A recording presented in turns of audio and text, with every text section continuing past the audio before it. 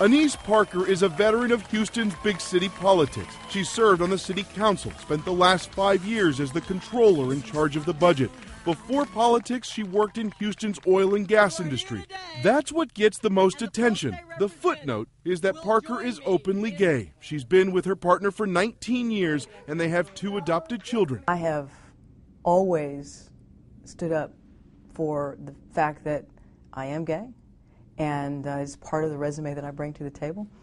But it's just a piece of the package. For months leading up to Saturday's runoff election, many Houston voters considered this campaign boring. That was until it became a two-way race between Annise Parker and Gene Locke, an attorney and civil rights activist. In the last few weeks, conservative groups and anti-gay activists have mounted an intense campaign against Annise Parker. They've thrown their support behind Gene Locke. Parker's sexual orientation had never really been an issue in this race, but now many are wondering if this last-minute effort will hurt Parker's chances of making Houston the largest city in the country with an openly gay mayor. Houston voters haven't always been that accepting of gay political issues. Just a few years ago, Houston voters rejected a plan to offer benefits to same-sex partners of city workers. And 24 years ago, anti-gay candidates ran what was called the straight slate in an unsuccessful effort to unseat a mayor who backed job rights for homosexuals. Annise Parker was a young political activist then. She says the experience made her want to work harder. She became president of Houston's Gay and Lesbian Political Caucus. Houston is a multiracial, multicultural, international city, and I think my election will send a message to the world that just kind of Houston is a city that might surprise a lot of folks. Parker and Locke share virtually the same positions on the issues. Houston political blogger Charles Kuffner says that makes the election a personality contest. It's kind of a matter of who do you really want in the driver's seat. I, as a voter, believe that any of the top 3 candidates would do a decent job. It's a question of which one do I think, will do the best job. The latest poll shows Annise Parker with a lead in the race, but with low voter turnout expected, it's a question of which candidate's voters are the most passionate. Ed Lavandera, CNN, Houston.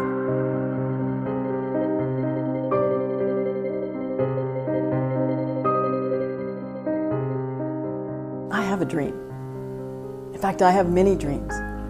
I have dreams for myself, I have dreams for my city, and I have dreams for the world. I have a dream for the world that gay men and lesbians, transgenders, those who are working through these issues can live in safety and respect. One of the things that's wrong with the world today is that there are men and women who can spend their life in prison over the simple fact of who they love. For my dream to come true, I need every one of us in my community, gay, lesbian, bisexual, and transgender community, to come out whenever and wherever they can and stand up and speak out for our brothers and sisters around the world who don't have the advantages that those of us in the United States have, who perhaps live in Uganda and are facing life sentences, who live in other parts of Africa and are subject to reparative rape. We have responsibilities, because of our privilege, to reach out to those who don't have the advantages we have and who face real dangers in their lives. My name is Annise Parker. I live in the city of Houston. I am 57 years old, and I am the elected mayor of the city of Houston.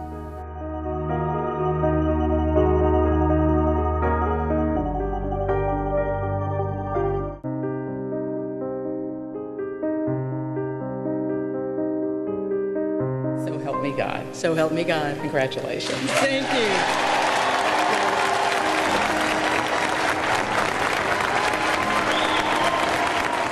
My in-laws, the Dick and Jenny Hubbard, and my Kathy's brother, Rick Hubbard, please rise. I want to speak just briefly to those from my community, to those who are gay or lesbian or bisexual or transgendered. I understand how much this day means to you. I can feel your excitement and your joy, but I can also feel your apprehension and your longing for acceptance.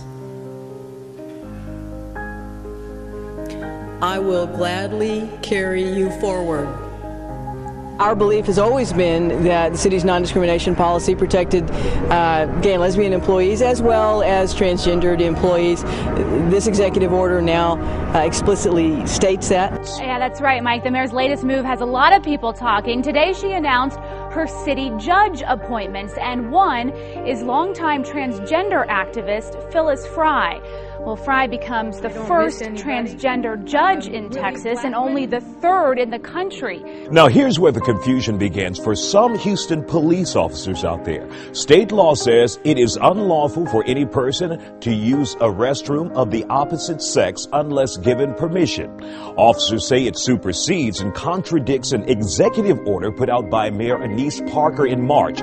It states it's a violation to impede access to any city employee or member of a public to a city restroom facility based on sexual orientation or gender identity. And Mayor Annise Parker wants volunteers locally to help pay tribute. She has invited Houstonians to join First Lady Kathy Hubbard and former First Ladies Elise Lanier and Andrea White to help clean up the bayou.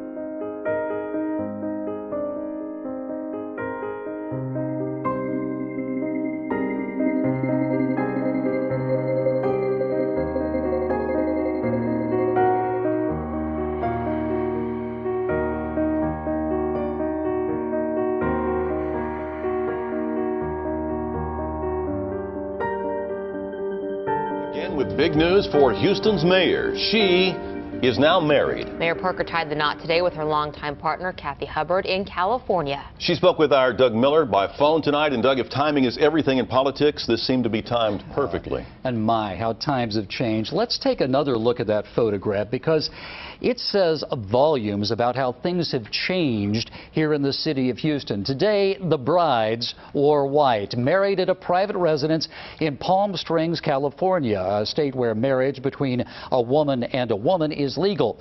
Now, I spoke with the mayor this evening while she and her longtime partner, Kathy Hubbard, shared their first dinner as a married couple. And yes, the mayor laughed, sounded very happy.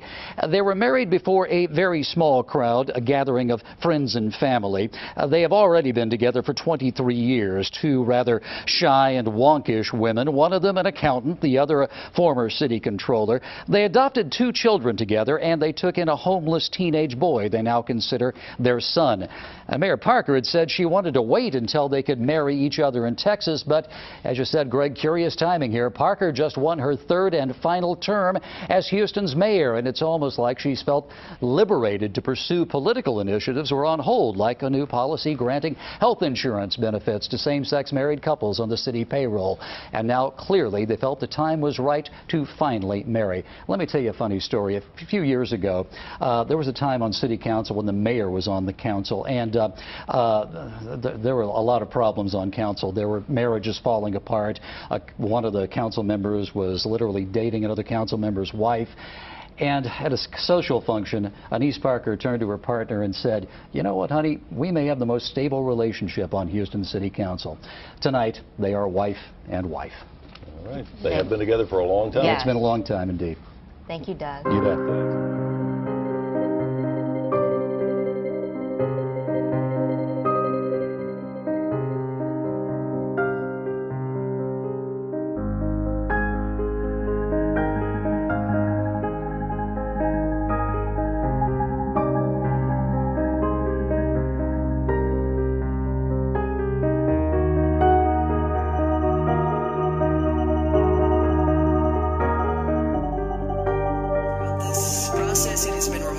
respectful and civil, and no, I haven't heard name calling. The process here has been unlike any other city in America, and we should be proud of that.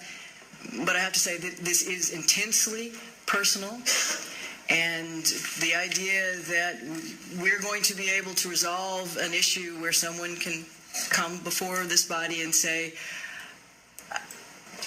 I must have the right to discriminate in order to follow my religion, I don't think you're going to be able to resolve in the next 2 weeks. And so we are going to have to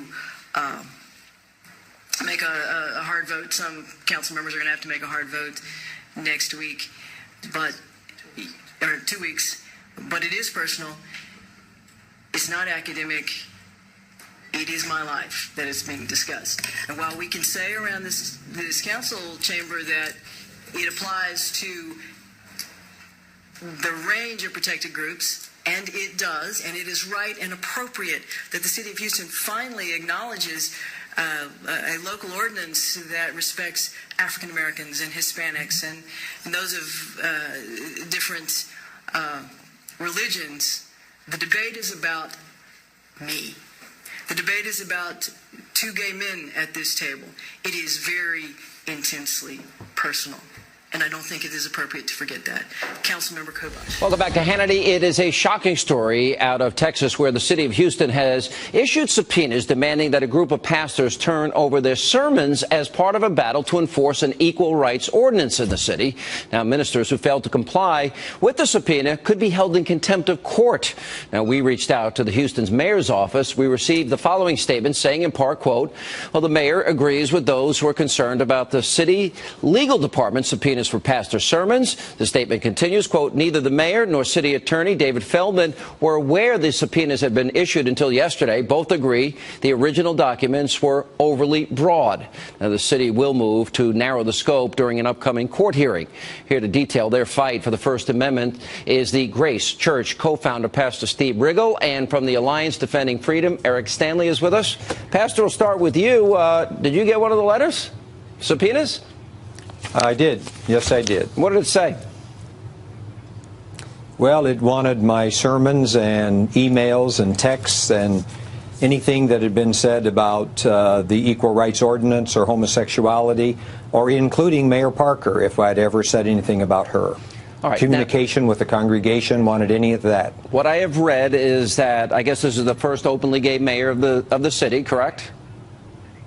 Yes. Okay, and that they passed an ordinance where men can use the ladies' rooms and ladies can use the men's rooms, correct?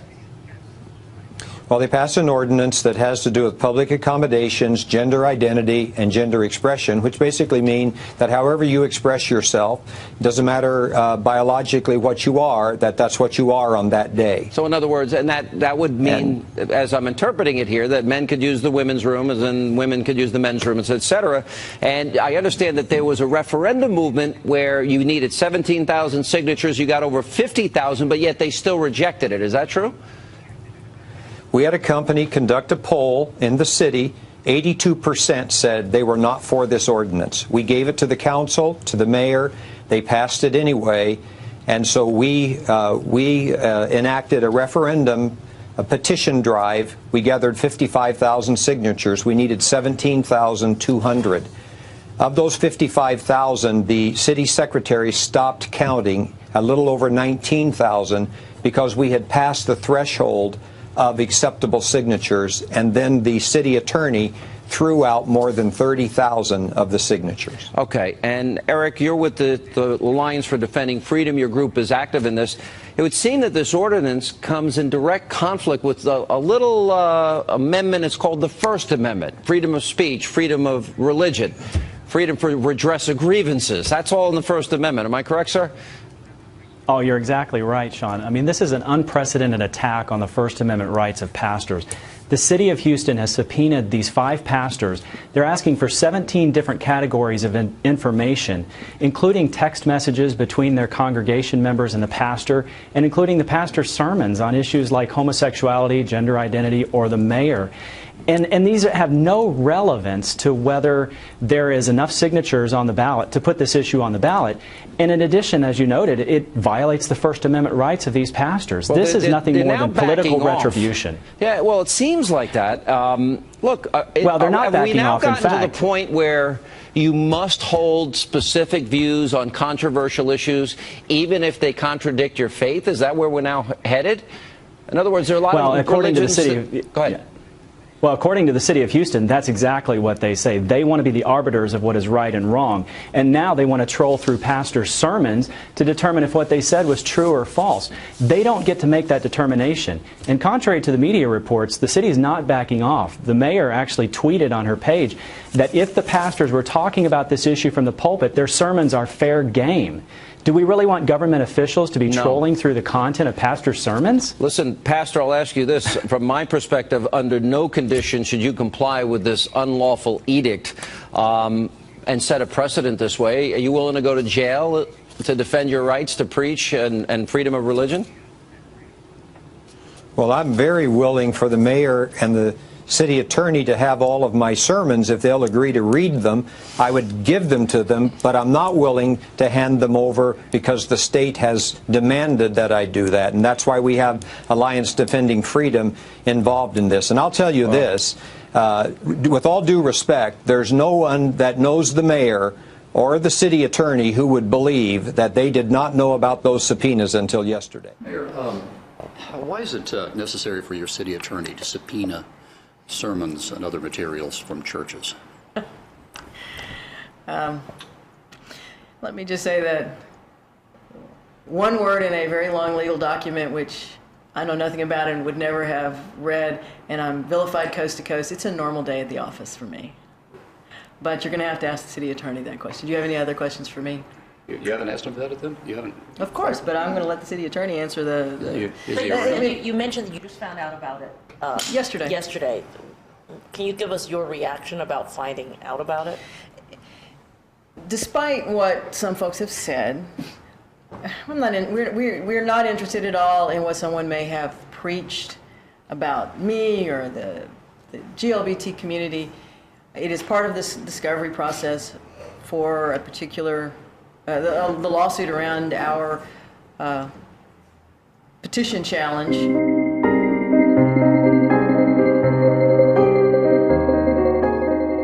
For our Houston Equal Rights Ordinance.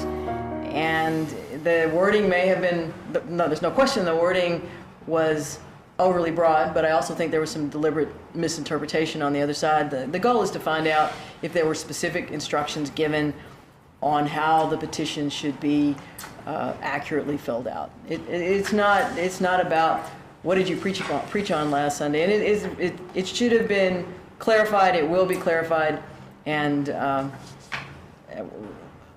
people are rightly concerned if a government entity tries to in any way inhibit religious speech. That is not the intent.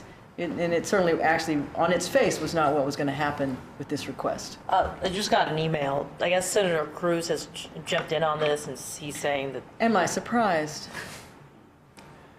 He's saying that this is, I guess, you know, assault on religious liberty and Bill of Rights, as you can imagine. It's going to be clarified, and I'm going to turn that part of it over to the city attorney, because I don't know exactly how that happens. Is Mr. Feldman around? Can we talk? Yeah, he's right there. Oh, there he is. I didn't see him through the cameras. While he's walking over, what are your thoughts about Councilmember Kubash not recusing himself on that car thing? It is up to each council member to decide when they have a conflict of interest and to declare it. And it's a matter of whether there is someone who wants to bring a complaint or whether... I only found out about the discovery request yesterday, myself as well.